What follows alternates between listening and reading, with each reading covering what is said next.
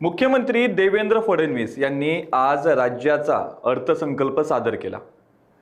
यावेळी त्यांनी शेतकरी कर्जमाफी संदर्भात मोठी घोषणा केली आहे। राज्यातल्या शेतकऱ्यांच्या कर्जमाफीसाठी समिती स्थापन केली आहे।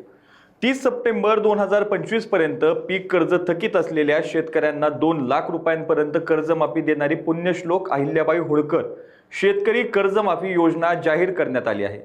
या योजनेनुसार आता ज्या शेतकऱ्यांचं 2 लाखांपर्यंतचं कर्ज थकीत आहे त्यांना आता कर्जमाफी मिळणार आहे। एवढंच नाही तर जे शेतकरी कर्ज घेऊन नियमित परतफेड करतात अशा पात्र शेतकऱ्यांना 50,000 रुपयांपर्यंत प्रोत्साहन लाभ देण्यात येईल अशी घोषणाही या अर्थसंकल्पात करण्यात आली आहे। बँकिंग यंत्रणा सक्षम असावी यासाठी समितीच्या शिफारसीनुसार निर्णय घेऊ। समितीच्या शिफारसीनुसार दीर्घकालीन योजना करण्यात येणार आहेत। समितीच्या शिफारसी आणि निकषानुसार कर्ज मुक्त करण्यासाठी दीर्घकालीन योजना केल्या जातील अशी घोषणा ही देवेंद्र फडणवीस यांनी केली आहे। गेल्या काही दिवसांपासून शेतकऱ्यांच्या कर्जमाफीचा मुद्दा चांगलाच तापला होता।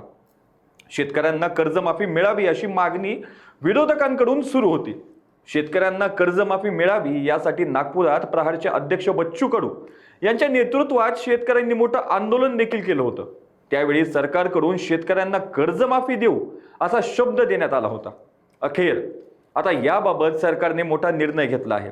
सरकारने शेतकऱ्यांच्या कर्जमाफीसाठी पुण्यश्लोक अहिल्याबाई होळकर शेतकरी कर्जमाफी योजना जाहीर केली आहे। या योजनेअंतर्गत 30 सप्टेंबर 2025 पर्यंत ज्या शेतकऱ्यांचं कर्ज थकीत आहे त्या शेतकऱ्यांना 2 लाखांपर्यंत कर्जमाफी मिळणार आहे। तसेच जे शेतकरी कर्ज घेऊन नियमित परतफेड करतात अशा पात्र शेतकऱ्यांना 50,000 रुपयांपर्यंत प्रोत्साहन लाभ देण्यात येईल अशी घोषणाही यावेळी करण्यात आली आहे। आगामी 2 वर्षांमध्ये महाराष्ट्रात नैसर्गिक शेती अभियानाची सुरुवात करण्यात येणार आहे। त्यासोबतच महिला गोपालक शेळी पालकांसाठी विशेष योजना राबविण्यात येणार आहेत। यामुळे शेतकऱ्यांना काही प्रमाणात दिलासा मिळण्याची शक्यता आहे। अशाच ताज्या अपडेट्ससाठी लोकांच्या टीव्हीला सबस्क्राइब करा आणि लाईक करायला विसरू नका।